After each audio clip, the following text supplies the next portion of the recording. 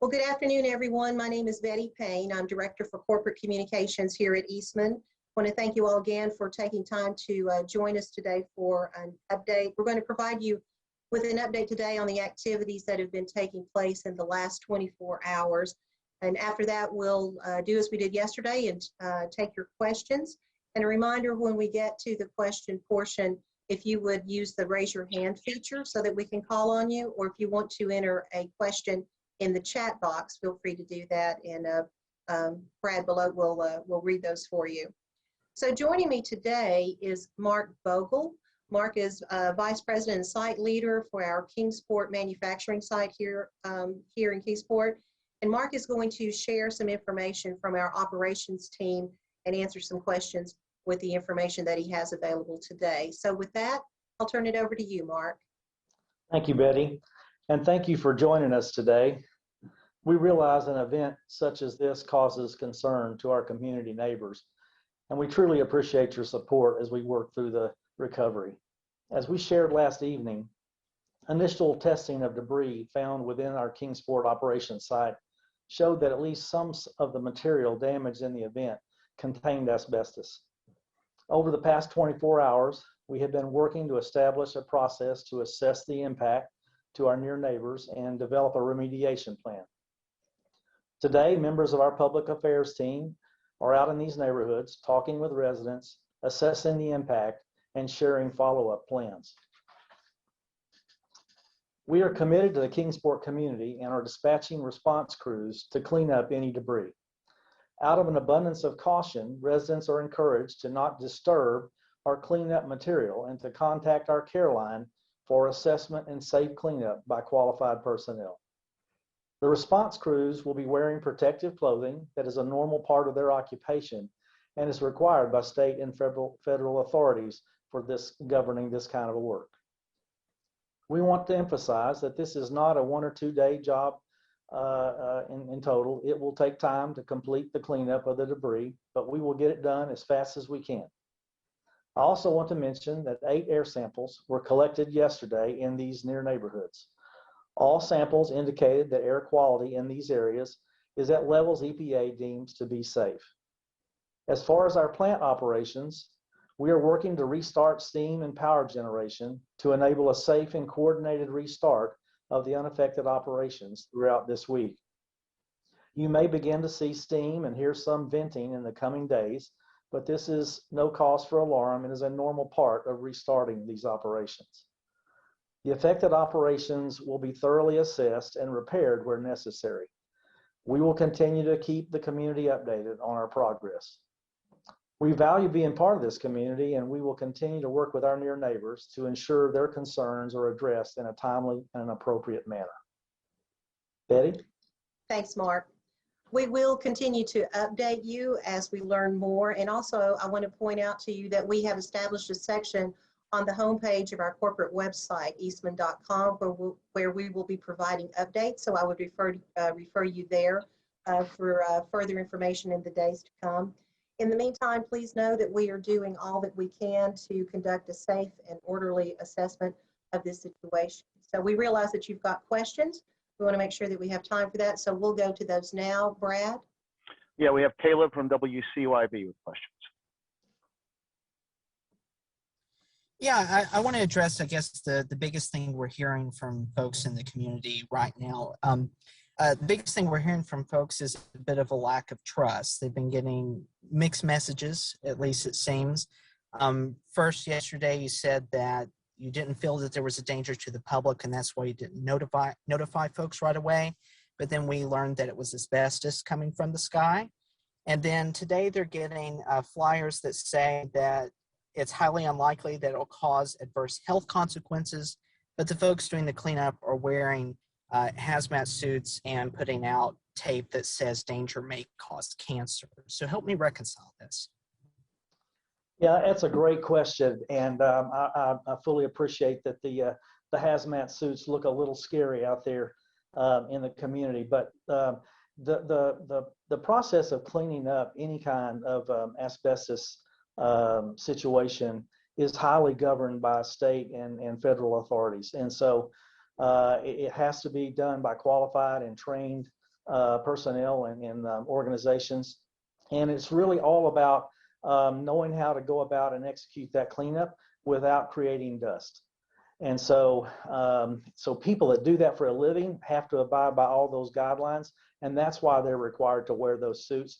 And that's why we are highly encouraging the community, if they have any concern about potential dust or debris in their yards or on their cars, that they call our care line and let us come, bring our industrial health professionals and qualified personnel to assess the situation and clean it up to ensure that it's safe for their home.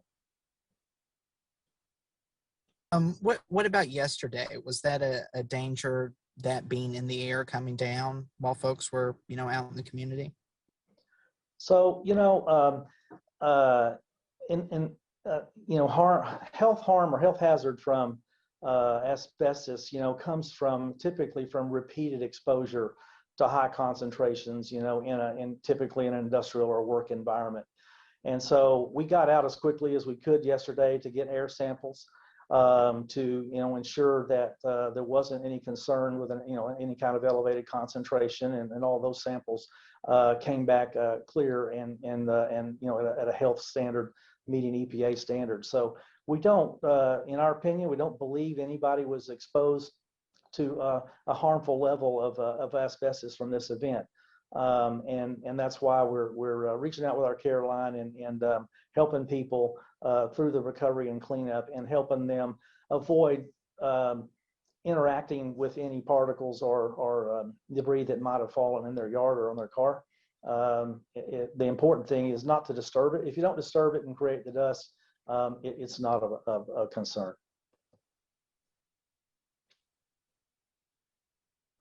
Tell me about the cleanup process, particularly wondering about how you'll get, particles that are in the grass or may have landed in bodies of water.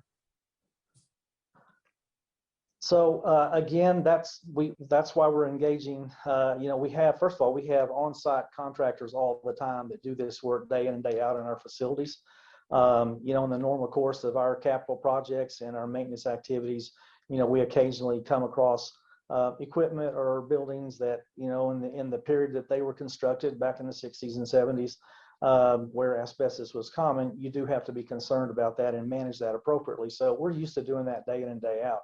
Now, we are in the process now, though, of securing additional people that are qualified and certified to do this kind of work, to fully assess the situations like you just described, whether it's a yard or, a water body or whatever it would be, a roof, anything around the home, and to come up with an appropriate plan for cleanup by people that are trained experts. And should you have told folks sooner? And I guess part of that, the first responders, city fire department that was on standby, why were they not informed of the nature of the situation? So we acted as quickly as we could to get samples of from the work area or the area that was impacted inside the plant. And as soon as we got the results back from those samples, we began acting, and that was late yesterday afternoon, evening. We began, working a plan and notifying the appropriate people of that finding. Want to go to Nick from WJHL next? Hi there. Thanks so much. Appreciate it. Nick from WJHL here. Just wanted to ask, in the release yesterday, it said that construction material was damaged that caused this debris to be put into the area. That construction material, was it just the pipe that was damaged, or are we talking of other material that might have been damaged in this instance? Well, that caused the debris. Nick, would it be possible for you to write your question in the chat box? We're having difficulty understanding hearing your audio. Okay. All right. Yes, I can do that. Apologies. And Nick, I might have gotten the gist of it. I think the construction material, is a fairly generic term there, but we have piping and pipe racks. Some pipes are insulated, some are not. Depends on the nature of the service of that piping. And so obviously, asbestos is used an insulation material. So some of those construction materials that we referred to were insulation around piping, but it wasn't exclusively necessarily insulation materials, but mainly that's probably what it was. We have a question from Jeff Hall of WCSK Radio. We have schools in the immediate vicinity of Eastman. Do you have any guidance regarding children using outdoor spaces, playgrounds, etc.? So we did have our teams last night when we got the result go to the elementary school that's just adjacent to our plant site here, and inspect the playgrounds and the areas around the school, and found no evidence there of any debris material that had fallen or any dusting. And so we believe that that's been checked out by certified people that have assured the safety of it for the kids playing there. Slater Teague from WJHL asks, how and where is Eastman going to dispose of the debris? So I don't know those exact details at this time, but again, it's a normal part of our business to dispose of asbestos debris, and we will follow all the regulations and permits that go along with that activity. Rick Wagner asks, what is the siren that sounds every Saturday if Eastman doesn't have a mass community notification? A neighbor near the site says she heard sirens go off Monday morning at the plant. So we have a siren protocol, system inside the plant that we use to, manage different kinds of emergency response situations, and those sirens, are mostly geared towards notifying people of the nature of the emergency, inside our plant site, and the kind of response capability that's required for that emergency. Now, we always, when we have an emergency situation, assess it and work with local fire and police leadership to determine if there is any potential for an offsite impact, and if there is, we work with those officials to manage notifications and communications in the community. And from Nick here, related to that, could you be as specific as possible on how community members can sign up for the community alerts in the event of a situation like the one that occurred Monday? Yeah, I might let Betty help me with that specific. I'm not certain of that detail. If you go to the City of Kingsport's website, there is a location on their website where you can sign up for that alert program. How long will it take to gather and dispose of the debris? Rough estimate. Oh, that's hard to say exactly. We're trying our best to maximize the amount of cleanup we can get done today.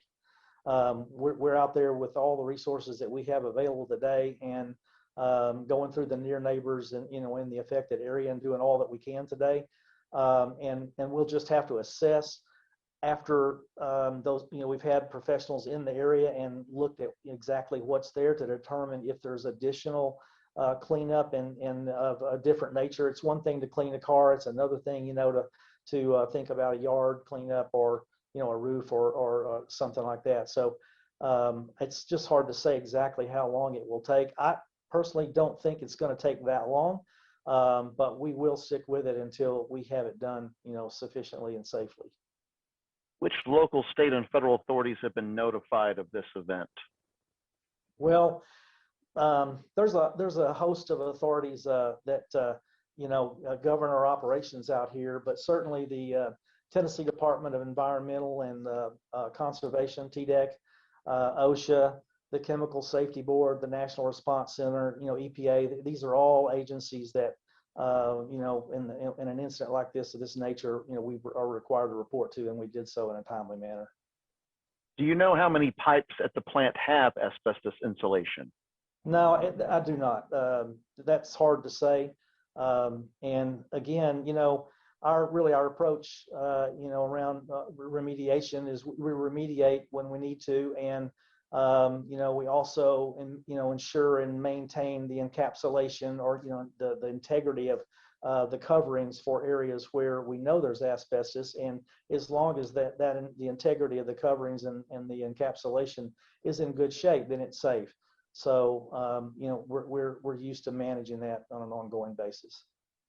Do you know how many homes have been surveyed for debris damage? I don't know exactly. You know, our own surveying has shown it's mostly across the first couple of streets here, you know, just adjacent to Lincoln Street. And so we've surveyed all the way to you know, Fort Henry Drive, you know, way past where we saw anything. So, but it looks like it is mainly here, these first two streets nearest our plant site. What was going on inside the plant at the time of the event? Well, we were just after our normal shift exchange, and you know, it was a normal Monday morning in terms of our operations. There wasn't anything unusual going on at the time of the event. Getting back to the siren system, when did Eastman cease using the siren system to warn nearby neighborhoods, and why? So that one also predates me. Betty, I don't know if you got any, you know, more detailed information on that.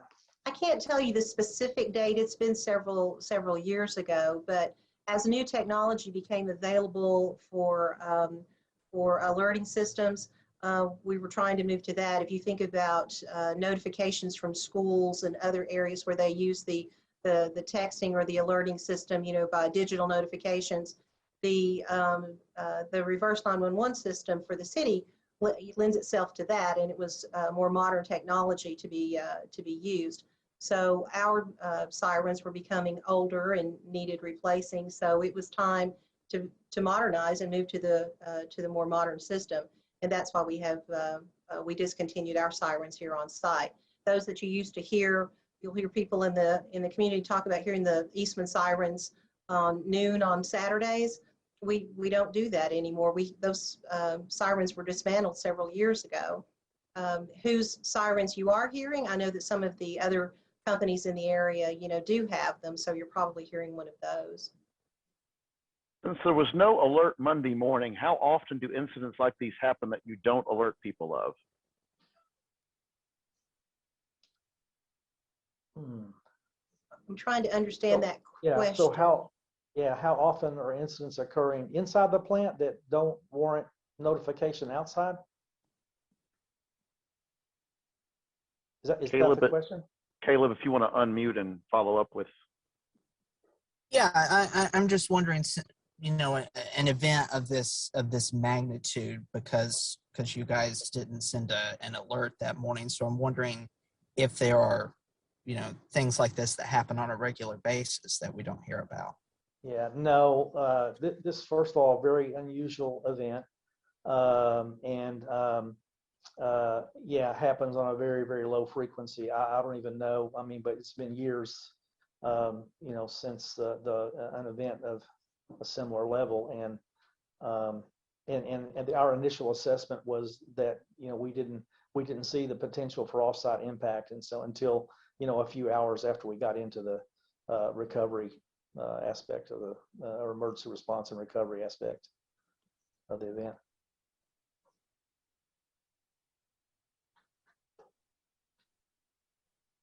Is that it, Brad?